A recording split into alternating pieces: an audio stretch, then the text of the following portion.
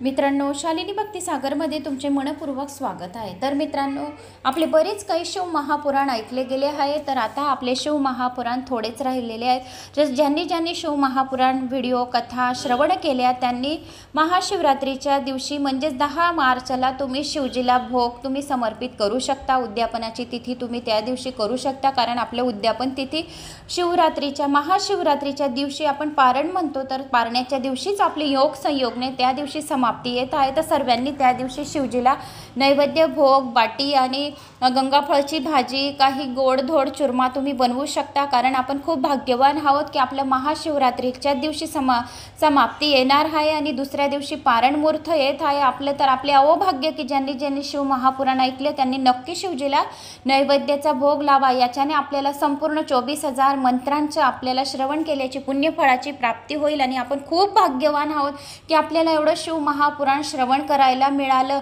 आणि आपलं काही जन्माचं खूप पुण्य असेल म्हणूनच आपल्याला एवढं शिव महापुराण आपल्याला ऐकायला मिळालं। पुढे आपण लिंगपुराण मराठीमध्ये आणू, पण 17 मार्च नंतर आपण त्याला चालू करू, कारण की माझ्याकडे 16 तारखेला कलश यात्रा आहे, गणपतीची स्थापना मंदिरात करणार आहे। तर मंदिरामध्ये गणेशजीची मूर्तीची स्थापना 17 तारखेला होईल, पण गणपतीची मिरवणूक शहापूर गावामध्ये 16 तारखेला करायची आहे। वाजत गाजत संपूर्ण गावामध्ये गणपतीला मिरवणुकीने घेऊन जाणार आहे। पूर्ण गावात त्याला गणपती बाप्पाला फिरवून मग मंदिरात त्याची स्थापना होईल। 17 तारखेला 10 ब्राह्मण मिळून संपूर्ण पूजा आहे, भंडारा आहे, मोठा कार्यक्रम आहे 1000-1200 लोकांचा, त्यांना जेवण आहे। तर एवढं संपूर्ण मला 17 तर काही गावाहून पाहुणे वगैरे पण माझ्या घरी येतील, तर मला तर ते 7-8 दिवस तर वेळच मिळणार नाही, म्हणून मी शिव महापुराण पण खूप लवकर वाचून तुमच्यापर्यंत त्याची समाप्ती करून दिलेली आहे। तरी पण आपण लिंगपुराण मी तसं तुम्हाला सांगेल की लिंगपुराण आपण केव्हापासून चालू करू, नाही तर तुम्ही जे पुराण सांगणार ते आपण चालू करू। तुम्हाला कोणतं पुराण ऐकायचं असेल तुम्ही कमेंट्स करू शकता, तर आपण ते पुराणसुद्धा आणू शकतो, असे काही नाही। पण 20 मार्च नंतरच करू आपण जे पण करायचं आहे ते। पण ज्यांनी ज्यांनी हे शिव महापुराण अजून व्हिडिओ बाकी आहेत आपले 5-7 व्हिडिओ, तर आपण ते ऐकल्यानंतर आपण त्याची सांगता शिवजीची करूया आणि शिवजीला आपल्या मनातल्या सर्व इच्छा बोलून शिवजी आपल्या सर्व इच्छा पूर्ण करतील। आणि खूप जणांना अनुभव आला असेल की ज्यांनी ज्यांनी हे शिव महापुराण ऐकलं त्यांच्या घरात सुख शांती असेल, समाधान असेल। जे कोणी लोक घरातले चिडचिड करत असतील तर ते चिडचिड करणं सुद्धा त्यांनी बंद केलं असेल, घरात बरकती पण असेल, एवढं पण 100% गॅरंटीने सांगते। घरात धनधान्याची बरकती राहते, अन्नपूर्णाचा वास राहतो आणि घरातलं जे पण तुम्ही स्वयंपाक बनवत असणार ते सुद्धा खूप टेस्टी बनत असेल, एवढं सुद्धा मी सांगून देते। कारण ज्या घरात मंत्र तंत्र पूजा अर्चना ओम नमः शिवाय या मंत्राचा जप श्रवण मात्रने सर्व घर आपलं पवित्र होतं आणि कोसो मीलपर्यंत घरात आपल्या व्हिडिओ लावलेला राहतो, या घरात आपले शिवपुराण लावलेले राहतं, पण कोसो दूरपर्यंत ती जागा आपली पवित्र राहते असे शिव महापुराणमध्ये सांगितले। तर आता आपण महाशिवरात्रीसाठी शिव महापुराणातीलच आपण उपाय आणि संपूर्ण माहिती घेणार आहे। तर कधी आहे शिव महाशिवरात्री, शिवपुराणातूनच आपण सर्व संपूर्ण माहिती सांगणार आहे। त्या अगोदर मी तुम्हाला सांगते की आपली महाशिवरात्री केव्हा आहे। तर महाशिवरात्री हा हिंदू धर्मातील प्रमुख सण आहे। धार्मिक मान्यतेनुसार याच दिवशी शिव आणि पार्वतीचा विवाह झाला होता, त्यामुळे महाशिवरात्रीच्या दिवशी विशेषतः भोलेनाथ आणि माता पार्वतीची पूजा केली जाते। महाशिवरात्रीच्या दिवशी पृथ्वीवरील सर्व लिंगांमध्ये महादेवाचा वास असतो असे म्हणतात। महाशिवरात्रीच्या दिवशी केलेल्या शिवपूजेचे अनेक पटीने फळ मिळते। या दिवशी जे पण आपण व्रत देखील करतात आणि जे पण आपण पूजा अर्चना करतात त्याचं डबल आपल्याला फळ मिळतं। हिंदू धर्मात देवांचे देव महादेव यांना विशेष महत्त्व आहे। महादेवाला महाशिवरात्री समर्पित आहे। महाशिवरात्री हा हिंदू धर्मातील प्रमुख सण आहे। धार्मिक मान्यतेनुसार याच दिवशी शिव आणि पार्वतीचा विवाह झाला होता, त्यामुळे महाशिवरात्रीच्या दिवशी विशेषतः भोलेनाथ आणि माता पार्वतीची पूजा केली जाते। महाशिवरात्रीच्या दिवशी पृथ्वीवरील सर्व शिवलिंगांमध्ये महादेवाचा वास असतो असे म्हणतात। महाशिवरात्रीच्या दिवशी केलेले शिवपूजेचे अनेक पटीने फळ मिळते, करोडो गुणा पटीने फळ मिळते। जे पण शिव मंदिरात जातं महाशिवरात्रीच्या दिवशी तर त्याला 1 करोड रुद्राभिषेक केल्याचे पुण्यफळाची प्राप्ती होते। जो कोणी महाशिवरात्रीच्या दिवशी धतुराचे फूल कमळाचे फूल अर्पण करतो त्याला 1000 रुद्राभिषेकाचे फक्त 1 फूल अर्पण केल्याने मिळतो। जो महाशिवरात्रीच्या दिवशी 1 बेलपत्री समर्पित करतो तर त्याचे 7 जन्माचे दुःख दारिद्र्य दूर होते। या दिवशी शिवभक्त शिवलिंगाचा अभिषेक करतात। काही लोक या दिवशी व्रत देखील करतात, मात्र यंदा महाशिवरात्री व्रताच्या तिथीबद्दल लोकांच्या मनात जो संभ्रम आहे, अशा परिस्थितीत यंदा महाशिवरात्रीचे व्रत कधी केले जाईल, तिथी, पूजेचा शुभमुहूर्त जाणून घेऊया आणि 4 प्रहराची पूजा कशी करावी ते सुद्धा संपूर्ण माहिती जाणून घेऊया. महाशिवरात्री तिथी आणि मुहूर्त. पंचांगानुसार फाल्गुन महिन्यातील कृष्ण पक्षातील चतुर्दशी तिथी 8 मार्च रोजी रात्री 9:47 सुरू होईल, तर दुसऱ्या दिवशी 9 मार्च रोजी संध्याकाळी 6:17 समाप्ती. तर मित्रांनो, आता आपण जाणून घेऊया महाशिवरात्रीची शुभ मुहूर्त आणि तिथी. तर पंचांगानुसार फाल्गुन महिन्यातील कृष्ण पक्षातील चतुर्दशी तिथी 8 मार्च रोजी रात्री 9:47 सुरू होईल, तर दुसऱ्या दिवशी 9 मार्च रोजी संध्याकाळी 6:17 समाप्त होईल. महाशिवरात्री व्रताच्या दिवशी निशिता काळात भगवान शिवाची पूजा केली जाते. त्यानुसार यंदा 8 मार्च 2024 रोजी महाशिवरात्री व्रत पाळण्यात येईल. त्यानुसार महाशिवरात्रीच्या दिवशी महादेवाच्या पूजेत मुहूर्त संध्याकाळी 6:25 तर 9:28 आहे. याशिवाय 4 प्रहराचा शुभ काळ देखील जाणून घेऊया. महाशिवरात्री 4 प्रहर मुहूर्त. तर रात्रीच्या पहिल्या प्रहर पूजेची वेळ सायंकाळी 6:25 तर रात्री 9:28 आपल्याला पहिल्या प्रहराची पूजा करायची आहे. तर तुमच्या कमेंट्स आल्या होत्या की ताई प्रत्येक प्रहरा वेळेस आम्ही आंघोळ करायची का? नाही, आपण त्या दिवशी तर शुद्धच राहू, नवे कपडे घातलेले राहतील, तर आपल्याला आंघोळ करायची जरूरत नाही. म्हणजे सकाळची आंघोळ तुम्हाला करायची, पण 4 वेळा आंघोळ करायची काही जरूरत नाही आहे. तर 4 प्रहराची पूजा मुहूर्त मी संपूर्ण तुम्हाला या व्हिडिओच्या माध्यमाने सांगून देत आहे. तर पहिल्या प्रहराची शुभ वेळ संध्याकाळी म्हणजेच प्रदोष काळाची वेळ आहे 6:25 ते 9:28 तुम्हाला पहिल्या प्रहाराची पूजा करायची. रात्रीची दुसऱ्या प्रहार पूजा वेळ 9 मार्च रोजी रात्री 9:28 ते रात्री 12:31 दुसरा प्रहर. रात्री तिसऱ्या प्रहराची पूजाची वेळ 12:31 पहाटे 3:34 रात्रीच्या चौथ्या प्रहराची पूजेची वेळ पहाटे 3:34 ते 6:36 आहे. तर निश्चित काल मुहूर्त सकाळी 12:07 ते दुपारी 12:55 आहे. तर निश्चित कालामध्ये आपल्याला सर्वात जास्त शिवाची पूजा अर्चना करायची. व्रतपारण सकाळी 6:36 ते दुपारी 3:28 व्रतपारण आहे. तर यावेळेस आपण व्रतपारण मुहूर्त करू शकता, व्रताचे पारण सोडू शकता. महाशिवरात्रीला अशी करा पूजा. महाशिवरात्रीच्या दिवशी सकाळी लवकर उठून स्नान वगैरे करून व्रताचा संकल्प करा. त्यानंतर शुभ मुहूर्तावर पूजा करा. सर्वप्रथम महादेवाला पंचामृताने स्नान घाला. यासह चंदनाचा तिलक लावावा. महादेवाला बेलपत्र, धोतेऱ्याचे फूल, जायफळ, कमळगट्ट्याचे मणी, फळे, मिठाई, अत्तर, दक्षिणा आणि नैवेद्य अर्पण करा. पूजेच्या शेवटी आरती करा, कापूर लावा, महादेवाला नमस्कार करा आणि आपल्या मनाच्या इच्छा सांगा. असे केले म्हणजे आपल्यावर भोळा साम सदाशिव लवकर प्रसन्न होईल आणि सर्व भक्तांच्या इच्छा पूर्ण करेल. तर आपल्याला अशी महाशिवरात्रीच्या दिवशी पूजा करायची. जो कोणी महाशिवरात्रीच्या दिवशी जर आपण पार्थिव शिवलिंगाची पूजा केली तर आपल्यावर भोळा साम सदाशिव लवकरात लवकर प्रसन्न होतो आणि आपल्या ज्या काही इच्छा आहेत त्या लवकर पूर्ण व्हायला मदत होते. तर आपल्याला या दिवशी महाशिवरात्रीच्या दिवशी काय काय सेवा करायच्या?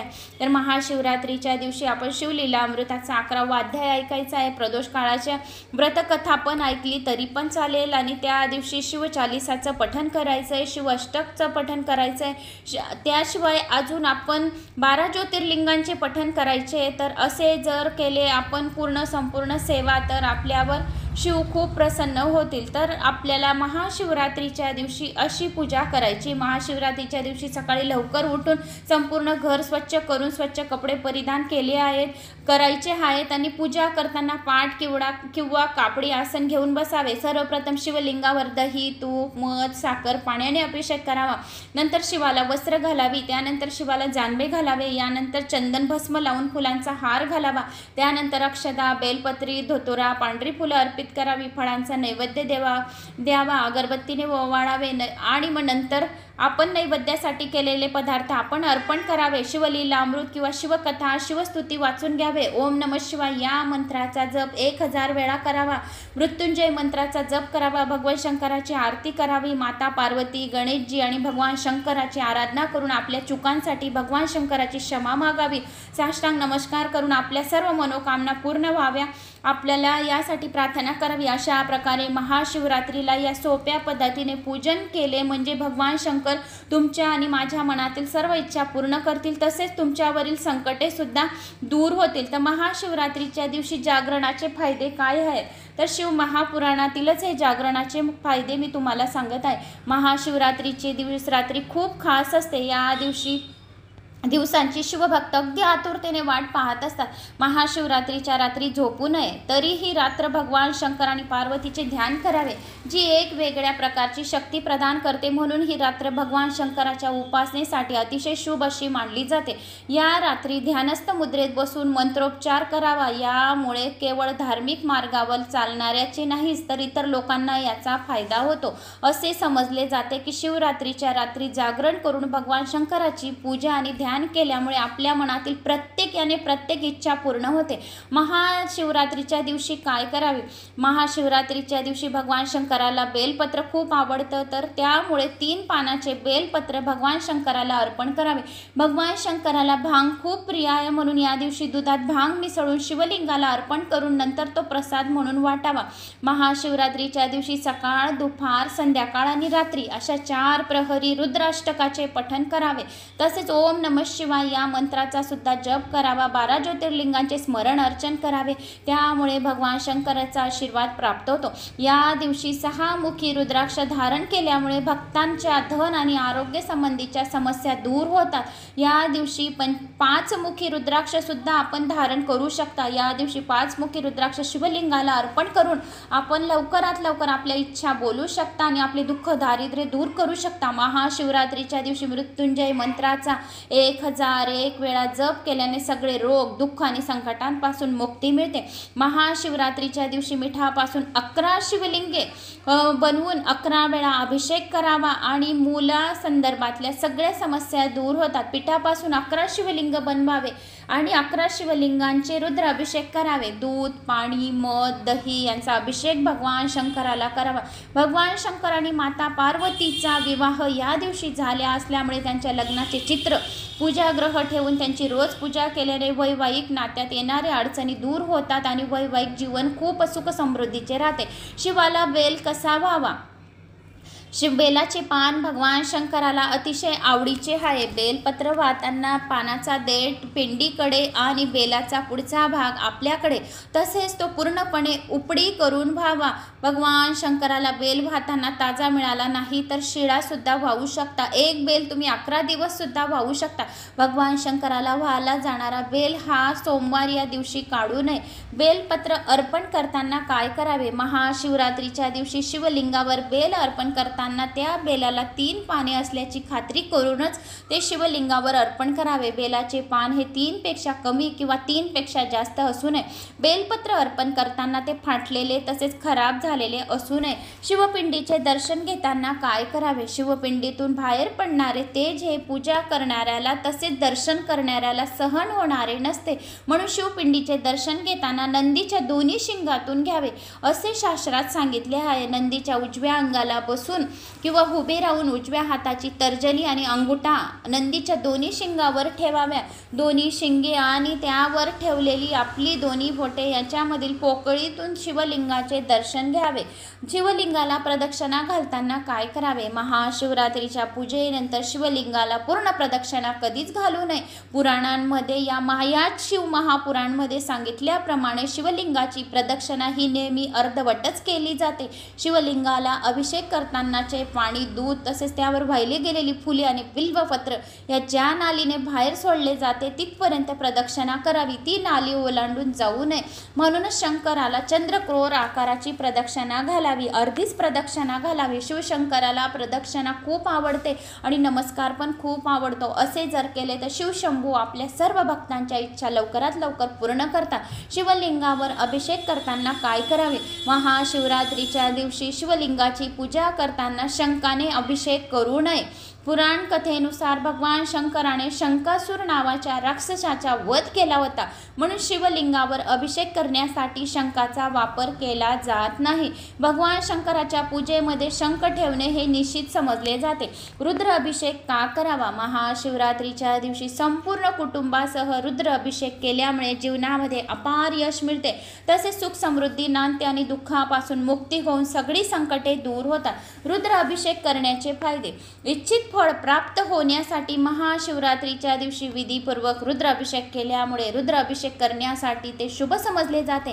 नोकरी धंद्यामध्ये अडीअडचणींमध्ये किंवा पैशांची समस्या असेल किंवा एखाद्या मनातील इच्छा पूर्ण होत नसेल तर त्यांनी रुद्राभिषेक अवश्य करावा. जो कोणी रोज रुद्राभिषेक करतो त्यांच्या मनातील सगळ्या इच्छा भोळा साम सदाशिव लवकरात लवकर पूर्ण करतो. भोळ्या साम सदाशिवाला कपट दिखावा चालत नाही. भोळ्या साम सदाशिवाला भोळी भक्ती अर्पण करा. विश्वास श्रद्धा आणि भोळ्या साम सदाशिवाला महाशिवरात्रीची पूजा अर्चना करा.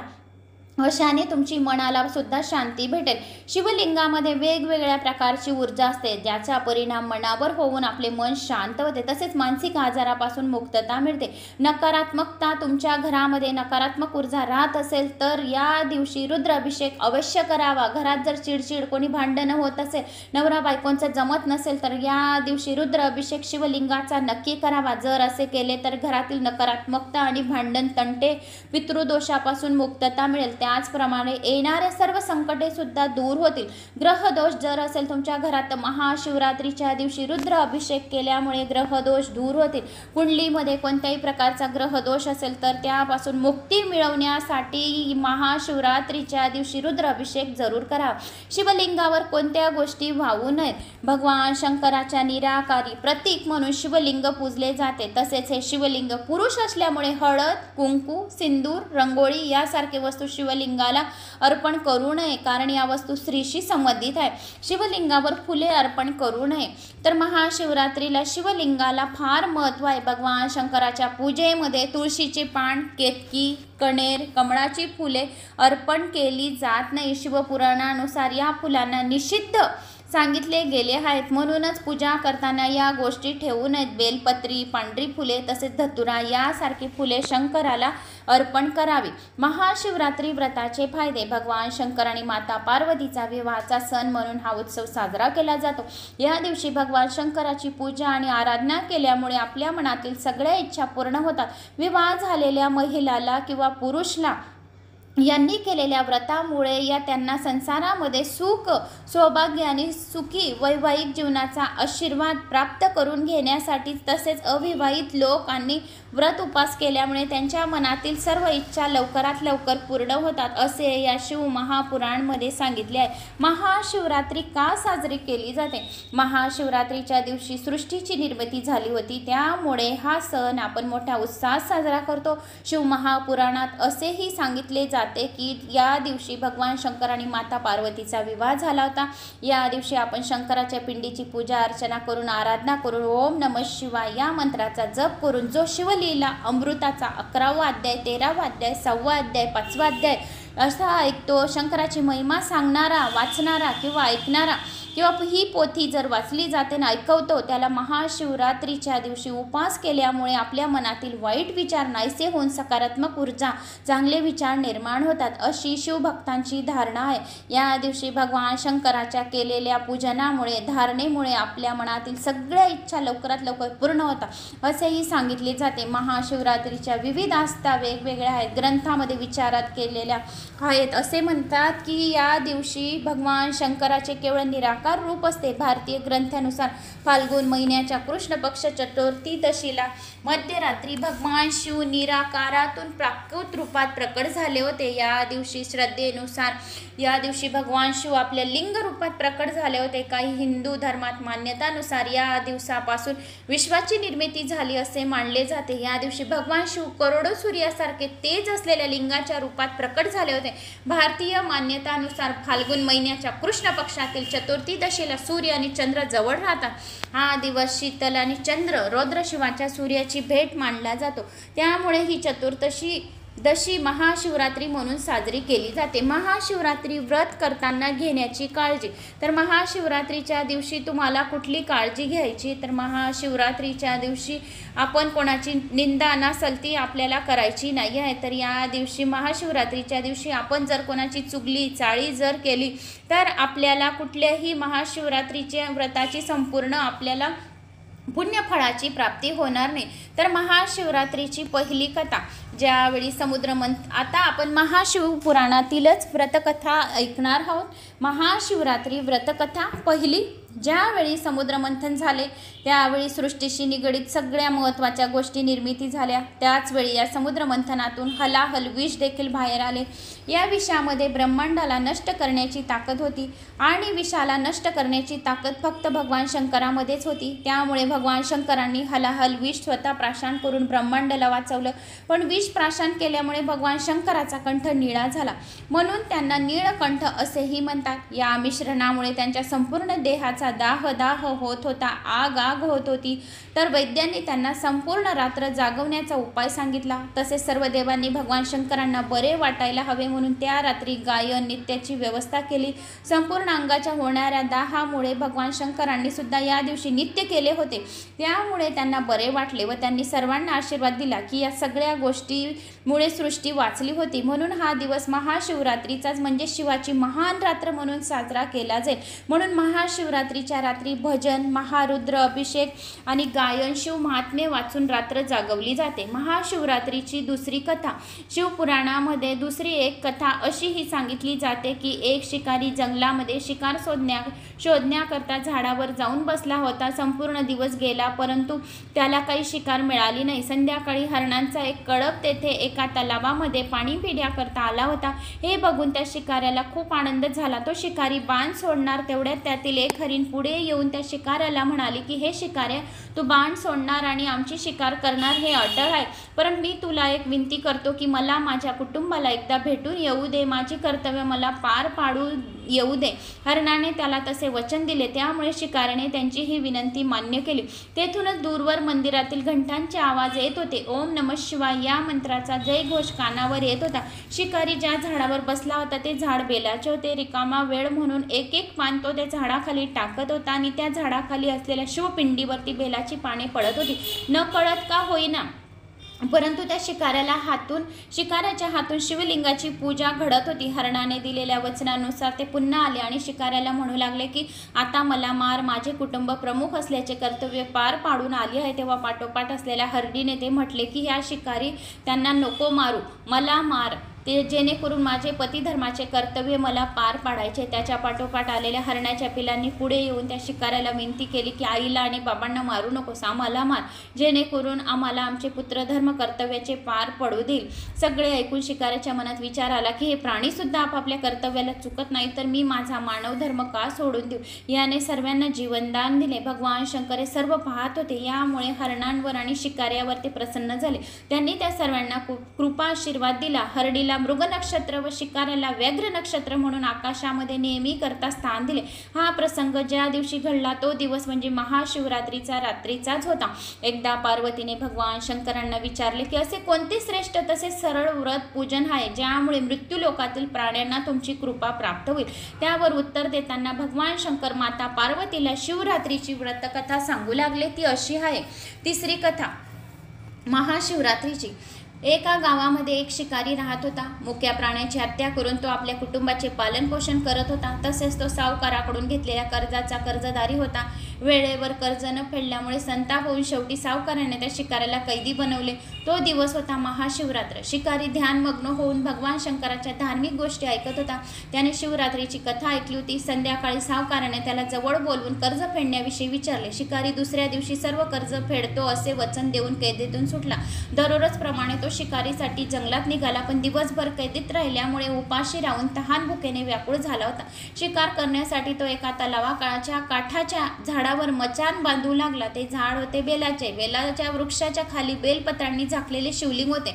शिकाऱ्याला मात्र हे माहीत नव्हते। मचाण बनवताना त्यांनी ज्या फांद्या तोडल्या त्या योगायोगाने शिवलिंगावर पडल्या।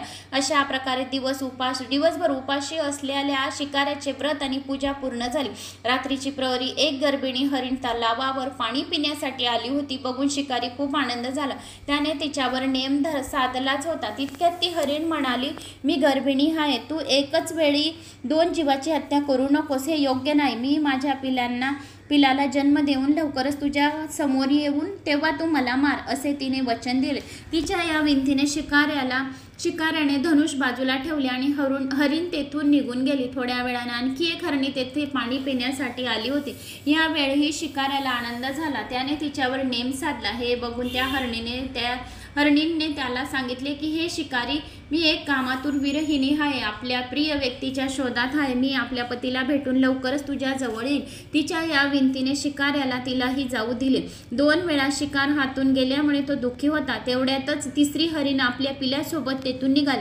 शिकाऱ्याने धनुष्याला बाण लावला आणि बाण सोडणार तेवढ्यात ती हरणी म्हणाली, हे शिकाऱ्या, मी माझ्या पिलांना त्यांच्या वडिलांकडे सोडून लगेच येते, यावेळी तू मला मारू नकोस। यावेळी शिकारी हसला आणि म्हणाला, आलेली शिकार सोडून द्यायला मी काही मूर्ख नाही। याआधी मी 2दा शिकार गमावली आहे। माझी मुले तहान भुकेने व्याकुळ झाली आहेत। त्यावर हरिणी म्हणाली, जशी तुला तुझ्या मुलांची काळजी वाटते तशीच मलाही माझ्या मुलांची काळजी वाटत आहे। त्यामुळे मी फक्त काही काळ तुझ्याकडून जीवनदान मागत आहे। माझ्यावर विश्वास ठेव, मी लगेच परत येईन। हरणीच्या त्या व्याकुळ विनंतीने शिकाऱ्याला त्याची दया आली। त्याने तिला जाऊ दिले। शिकार न मिळाल्यामुळे तो बेलाच्या झाडावर बसून बेलपत्र तोडीत खाली फेकत होता। थोड्या वेळाने एक धष्टपुष्ट हरिण त्या रस्त्यावरून त्या तलावाजवळून जात होती। आता या हरणीची शिकार करावी असा विचार करून त्याने त्याच्यावर नेम धरला।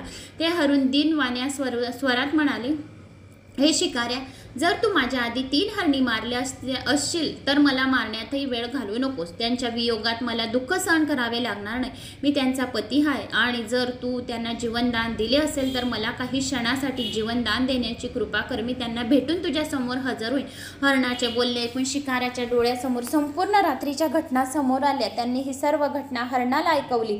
तेव्हा हरिण म्हणाले, माझ्या 3ही पत्नी येथून वचनबद्ध होऊन गेल्या आहेत, त्यामुळे तू मला आता जाऊ दे। मी त्याच्या समोर या ठिकाणी हजर होईल। संपूर्ण दिवसाचा उपवास, रात्रीचे जागरण आणि शिवलिंगावर न कळतपणे बेलपत्र टाकत राहिल्यामुळे शिकाऱ्याच्या मनामध्ये परिवर्तन होऊ लागले। धनुष्य त्याच्या हातून निसटले। हा बदल भगवान शंकरांनी घडवून आणला होता। थोड्याच वेळात हरिण आपल्या संपूर्ण परिवारासोबत शिकाऱ्यासमोर येऊन उभे राहिलं। या प्राण्यांबद्दल एकमेकांवरील असलेले प्रेम बघून शिकाऱ्याच्या डोळ्यातून अश्रू व्हायला लागले। याच वेळी त्याने मुक्या प्राण्यांची हिंसा न करणे ठरवले आणि त्यांना जीवनदान दिले। देवलोकातून सगळी देवी देवता घटना पाहत होते। त्यांनी वरून फुलांचा वर्षाव करून शिकारी आणि हरण्याच्या परिवाराला मोक्ष दिली। तो दिवस महाशिवरात्रीचाच असल्यामुळे तो मोठा उत्सवात साजरा केला जातो। तर अशी ही महाशिवरात्रीच्या कथा मी तुम्हाला शिव महापुराणातील ऐकवली आहे। तर मला अशी आशा आहे की तुम्हाला हा माझा व्हिडिओ आवडला असेल। आवडल्यास एक लाईक करा, चॅनलला सबस्क्राईब करा आणि जास्तीत जास्त जणांना शेअर करा। तुम्ही कुठून कोणत्या गावाहून माझा हा व्हिडिओ ऐकत आहोत तर आपल्या गावाची कमेंट्स पण केली तरी सुद्धा चालेल। तर मित्रांनो, कसे वाटले तुम्हाला हे संपूर्ण खूप सारी मी तुम्हाला माहिती शिव महापुराणातूनच मी तुम्हाला महाशिवरात्रीची माहिती संपूर्ण दिलेली आहे। तर मला अशी आशा आहे की तुम्हाला हे माझी नक्कीच आवडली असेल। आवडल्यास खरोखरच एक लाईक करा आणि चॅनलला सबस्क्राईब करा मित्रांनो। तर हे निष्कर्ष काय आहे तर याची सुद्धा माहिती ऐकून घ्या। महाशिवरात्री उत्सवाची माहिती, इतिहास आणि याबाबत काही कथा आम्ही तुमच्यापर्यंत पोहोचवण्याचा एक छोटासा प्रयत्न मी केलेला आहे। सर्वप्रथम हा लेख वाचल्याबद्दल आणि मी तुम्हाला सांगितल्याबद्दल मनापासून आभार करत आहे। तर माझे हा व्हिडिओ तुम्हाला जर आवडला असेल आणि यामध्ये काही चूक झाली असेल तर कमेंट्स करून मला नक्की कळवा आणि मी चुका सुधारण्याचा प्रयत्न करेल। तर जय श्री महाकाल।